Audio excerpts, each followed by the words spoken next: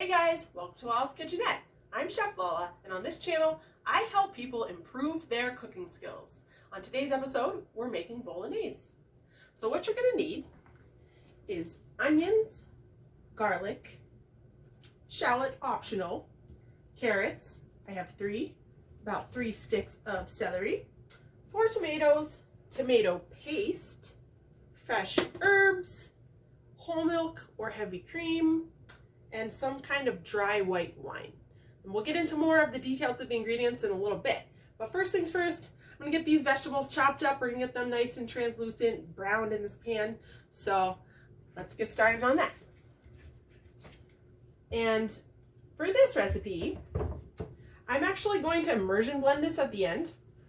And if you don't have an immersion blender, you can use your handheld potato masher for this. And like once it's simmered for the amount of time that it needs to, it's so easy to just like make into this nice creamy sauce by hand too. So don't worry about the immersion blender thing.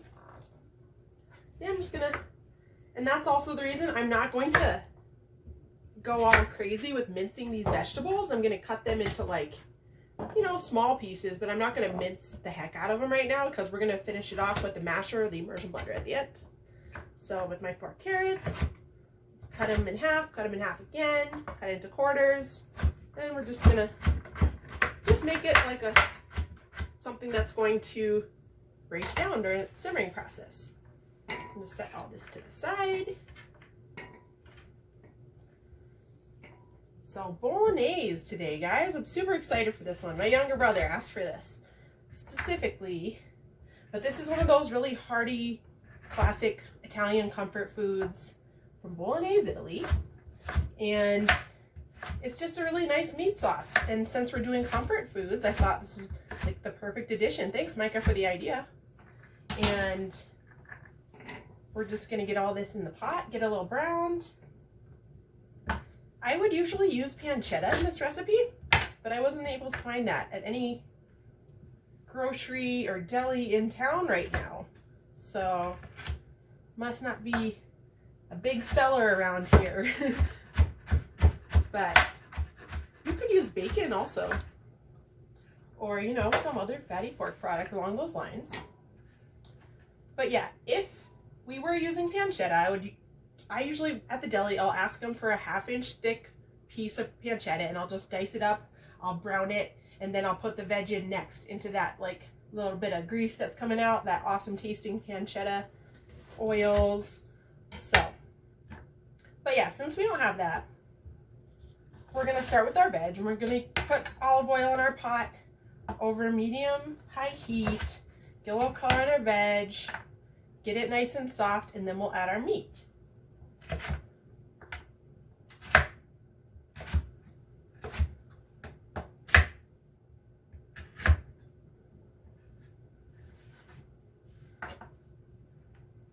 So yeah, don't worry if your cuts are picture perfect, because like I said, we're gonna mash this up at the end, and it'll be super easy to do once it simmers for its full amount of time. So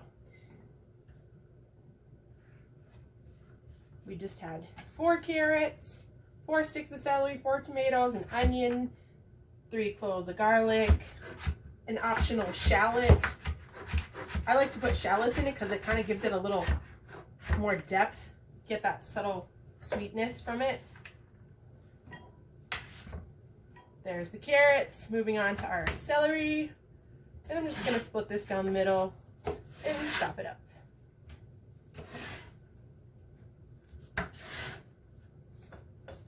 So we rearranged our kitchen so that you guys can see better. Hopefully this is a better angle. We actually moved, our refrigerator was right here, so you guys could never really see when I was chopping stuff. So we moved that to the side, and let me know in the comments if this is working out better, like lighting wise and angle wise, if you being able to see my hands when I'm chopping.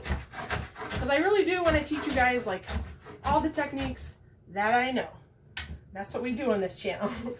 We help people improve their cooking skills. I'm a professional chef, so I'm loving it right now.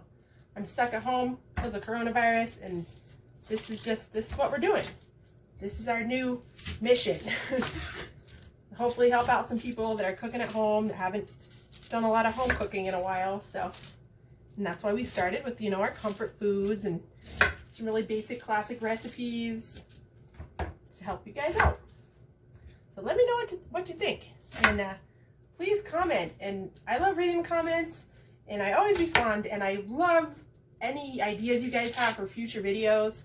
Let me know what you think of this one. If you're even running into problems when you're making it yourself at home and you need some more pointers, let me know. I'll be right on it. Little stubborn onion peel here. Let's take that whole thing. Let's take the tough layer off too. Boom. Not today, onion. So yeah, cut that in half, cutting it again. And we're just gonna go this way, turn. And I really hope that, you know, seeing this camera angle, you get a bit idea of like some good ways to cut vegetables quickly and safely. And like I said, you know, we don't have to be picture perfect with our cuts because we're gonna blend it all up at the end.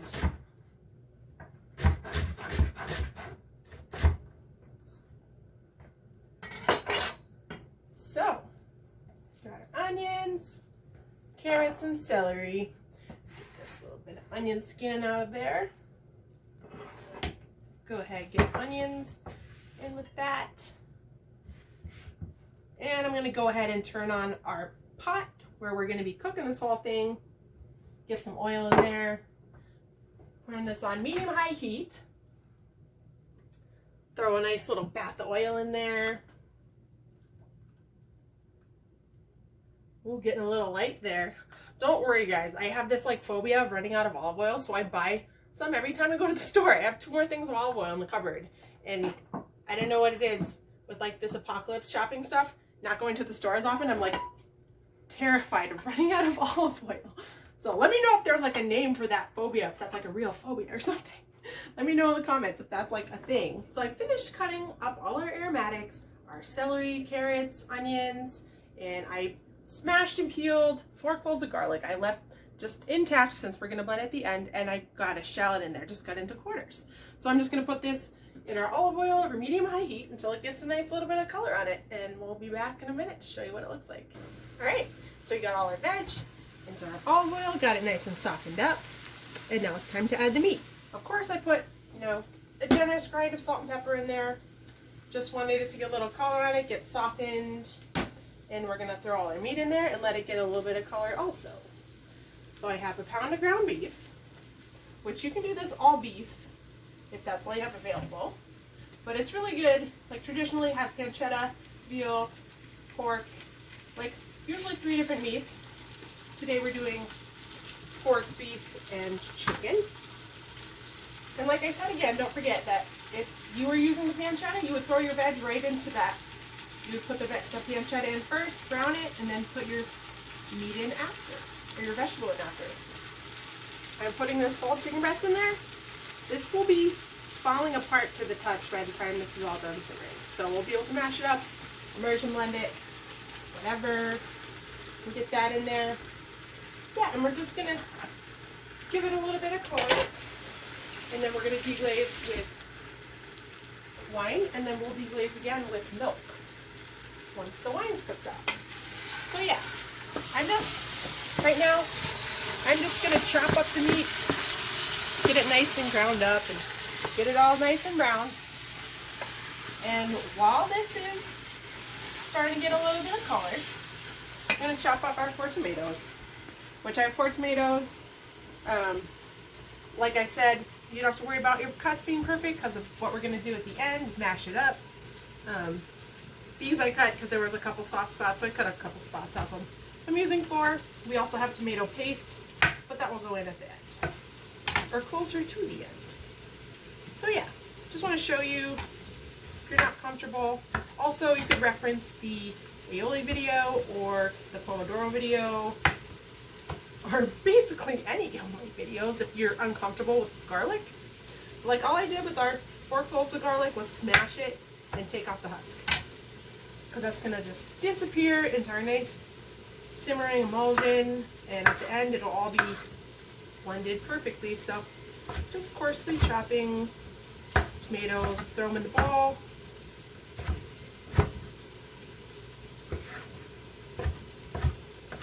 And we'll make our rigatoni in a little bit, or whatever pasta of your choice you prefer.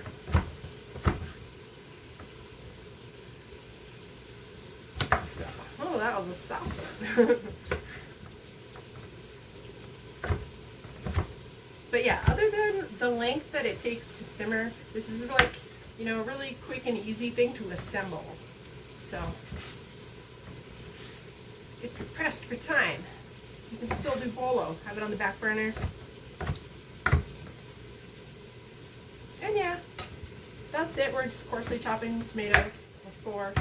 And once the beef and pork and chicken are nice and brown, we'll go ahead and throw this in there. Let's see how it's doing.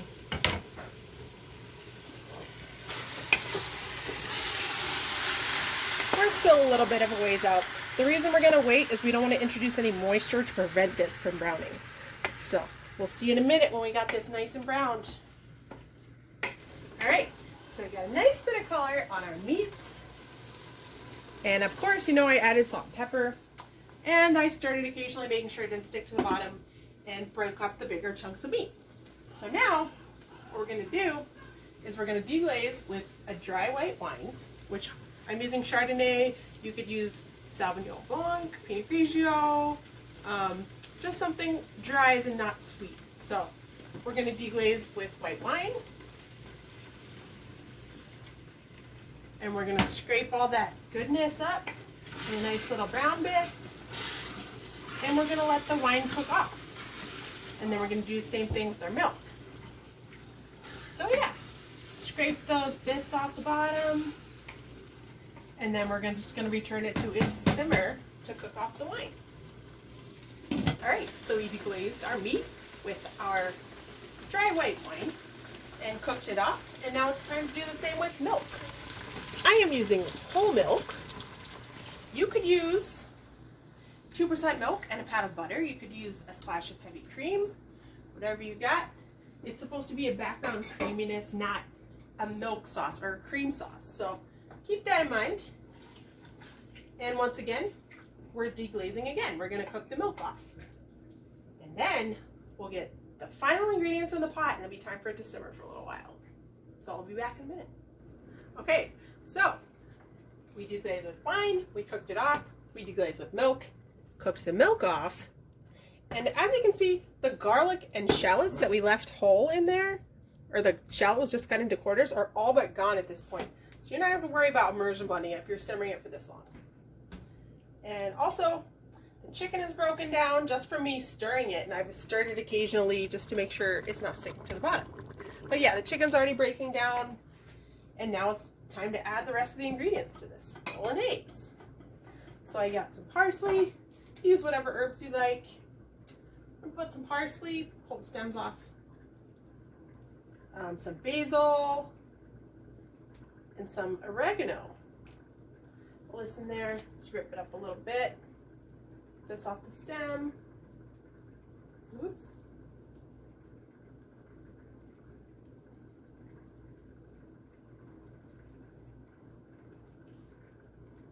And all that's left to go into this is our tomatoes, tomato paste, and nutmeg.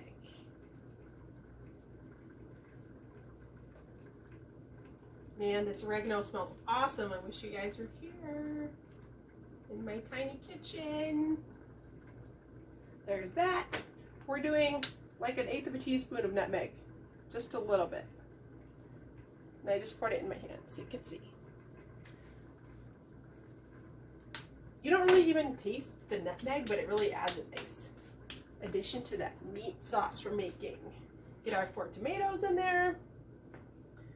And let's talk tomato paste, because there are a lot of different kinds. I prefer the kind in a tube. It's double concentrated, tastes more like real fresh tomatoes, and it's easier to adjust like how much you add because you can sort of dole it out with a squirt here and there. So I'm just going to start with probably about a tablespoon. And of course, you know, if you want more, add more. But at the end of this, you know, make sure you're tasting this throughout your cooking process and adjust it to your own personal tastes.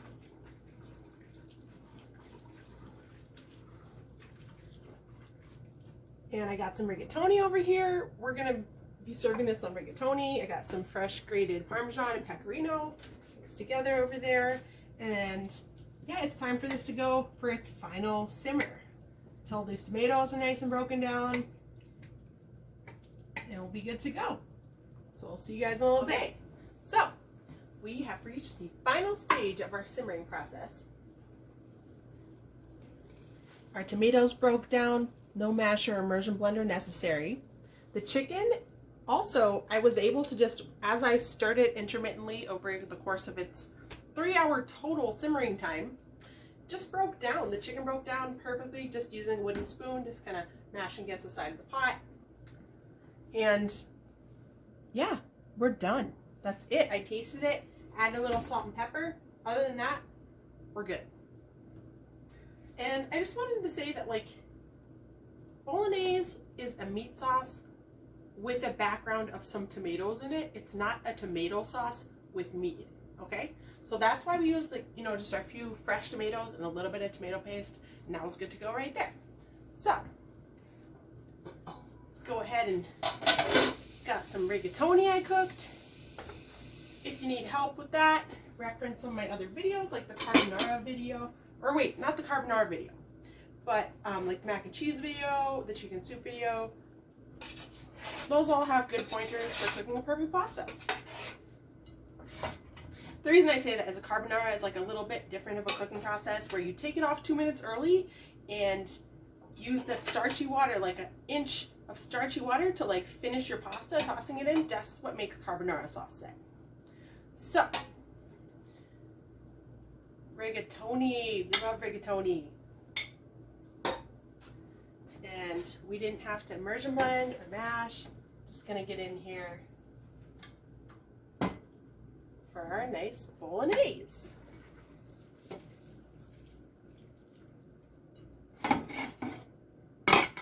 Look at this creamy, meaty richness.